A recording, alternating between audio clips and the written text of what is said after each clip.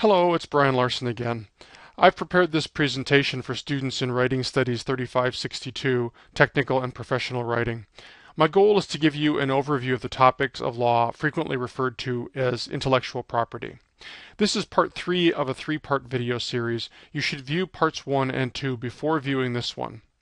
This video is for educational use only.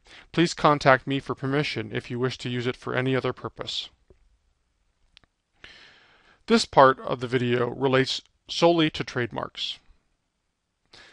As I've done before, I've got to make a couple of disclaimers about this presentation. The first is that I'm not giving you a complete treatment of trademark law here. I favored speed over thoroughness for these presentations. It's an extremely simplified view of these topics of law. The second disclaimer is that I don't mean anything I say in this video to be legal advice. If you have a real issue in your school or work life relating to these areas of law, you should seek professional guidance. So let's quickly recap what we did in video parts 1 and 2. In part 1 of the series, we identified the types of intellectual property and we looked at the sources of law for copyright. We also considered what works are protected by copyright. In part 2, we considered copyright authors and their rights, and we reviewed the concepts of copyright infringement and fair use. With trademarks, we're going to start by discussing how they're used to designate the origin of goods or services. We'll talk briefly about the sources of law going back to medieval times, and we'll mention the benefits for society again, as well as talking a little bit about how trademark rights can be damaged or eroded. So first, the purpose of a trademark arises from that exchange we talked about in part 1 of the video. That is that the government grants an exclusive right. In this case, it's the right to use a mark in return for some kind of public good. In the case of trade and service marks, they're used to designate the sources of goods or services. So the value in one way accrues to the consumers of the goods or services because the consumer knows what she's getting. But the value in another way accrues to the vendor because it supports them investing in their reputations. The brand becomes a shorthand for the seller that uses it. And so the vendors who invest in their reputations, if they have a good reputation, the brand becomes something that's valuable apart from the products that are sold with it. So first, let's mention the sources of trademark law. And like copyright law, trademark law has ancient origins. It may have originated with medieval hallmarks or maker's marks in guild halls. Craftsmen manufactured goods, especially those made from precious metals, and their guilds may have required that the marks on them identify the maker. This example is from the bottom of a pewter vessel. The mark is very hard to see or read because it's so worn after many decades or centuries of use. Unlike copyright law, however, trademarks are not in the U.S. Constitution. Congress does regulate them in interstate commerce, however, under the Constitution's Commerce Clause, which is a sort of catch-all clause that the Congress uses as a basis for regulating all sorts of things. The federal trademark statute is called the Lanham Act, and the last major overhaul of the Lanham Act was in 1946. However, there have been many revisions since then. If you're looking for the trademark law in the Code of U.S. Statutes, you'll find it in Title 15, starting at Section 1051. Note, however, that each state has its own trademark laws, and that the state and federal laws work together. This is a little different than copyright. There are no longer any effective state copyright laws because the federal government has assumed exclusive jurisdiction over copyrights, and that arises out of the fact that the Constitution grants Congress power over copyrights.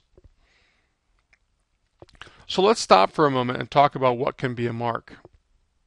The Lanham Act says that any word, term, name, symbol, or device, or any combination thereof can be a trademark.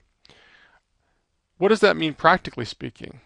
Well, we know things like logos, and there are very famous ones, can be marks. But note this last one that I put on the screen, which is the Coke bottle. Not only is Coca-Cola's word mark a trademark, but the actual shape of that bottle is a trademark. Nobody else can sell soft drinks in a bottle of that shape without violating Coke's trademark. In fact, sounds can even be trademarks. So listen to this.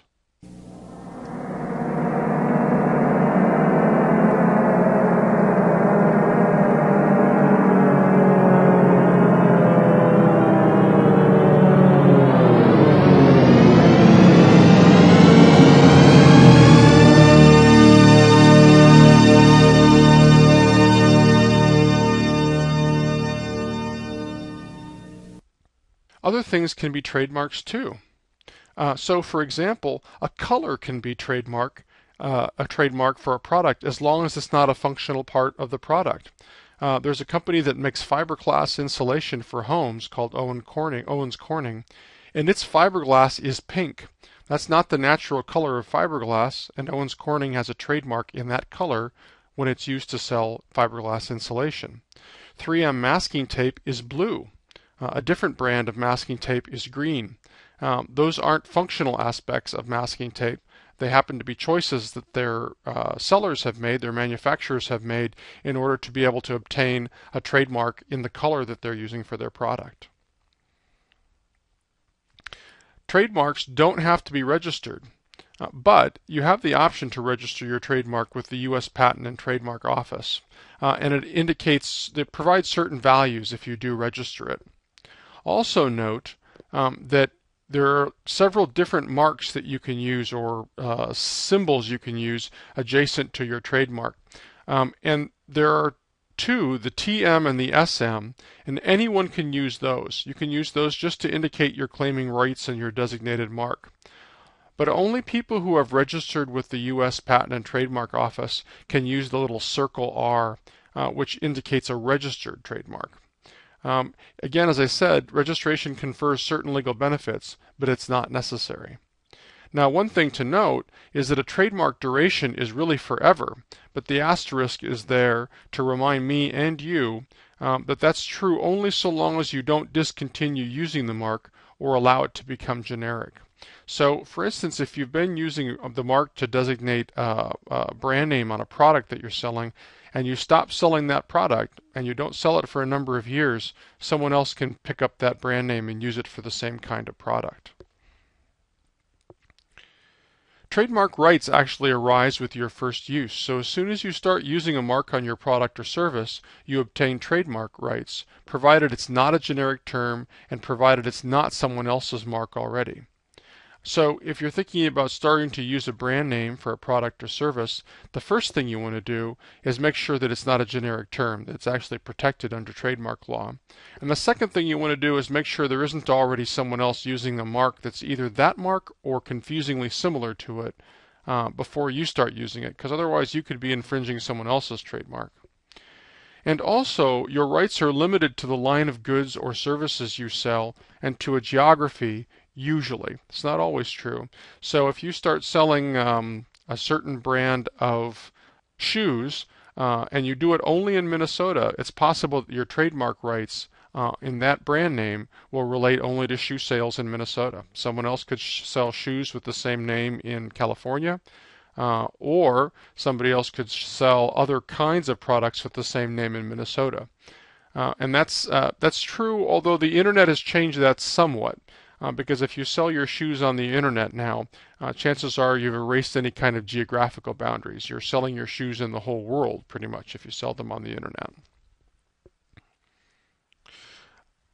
Note that you can't use someone else's trademark, except that you may use it in comparative advertising, and there are some rules that limit this, so if you're thinking of doing that, you need to look them up. And you can also use them for fair comment and criticism. So you'll see sometimes a website out there that'll say something like deltaairlinessucks.com, and because that's regarded as fair comment or criticism, there's really nothing Delta Airlines can do about the person who's registered that mark. But if the same person registered the mark deltaairlines.com, chances are Delta Airlines could shut that down and take that mark back over, or take that domain name back over. The great fear of trademark holders is that their mark will be genericized. So your trademark rights can be limited or lost if you allow others to use it to refer generically to the product or service that it relates to, or you use it inconsistently. It's that generically thing, though, that scares trademark owners the most. For example, the products aspirin and cellophane used to be trademarked brand names in the United States, but now they're generic names. Aspirin refers simply to a chemical compound, and cellophane refers generically to that thin plastic wrap that you're probably well familiar with. Now note that aspirin is still a registered trademark of Bayer Company, which is a company based in Germany. In several countries it still has a registered trademark on that, but in the United States it's grown to be generic because people used it generically. So the common understanding of what aspirin is among Americans is the chemical compound and not a particular brand of that chemical compound. Similarly, companies like Xerox and Band-Aid work really hard running advertisements and doing other efforts to try to prevent people from referring generically to photocopiers as Xerox machines and to the process of photocopying as Xeroxing. Because every time someone does that, it diminishes the value of the Xerox brand by making it more nearly a generic term. And similarly, Band-Aid works hard to get people to say Band-Aid brand adhesive bandages because Band-Aid is the brand and adhesive bandages is the generic descriptor of what Band-Aids are. So this genericization is a pretty important concept in trademark, and it also connects with some of the other things that you've read and looked at for your readings in the class. So the key generally is to educate your own company about how to use your marks. The links on the Moodle site for the course take you to a National Association of Realtors video and a brochure that association has created for its members to teach them how to use their membership mark, because Realtor is a registered membership mark of the National Association of Realtors. And so NAR is making a substantial effort to try to make sure that its million or so members out there are not using the mark in a way that will cause it to be genericized or diluted. So that's all I have about trademarks, and in fact I'm going to punt on the whole issues of patents and trade secrets, frankly, because they just don't have enough to do with our technical writing class. But if you have questions about those topics, please direct them to me and I'll see if I can point you at resources that might be able to help you out. Thanks so much for listening to and watching all of these videos. If you have questions, you know where to reach me, and we'll talk soon.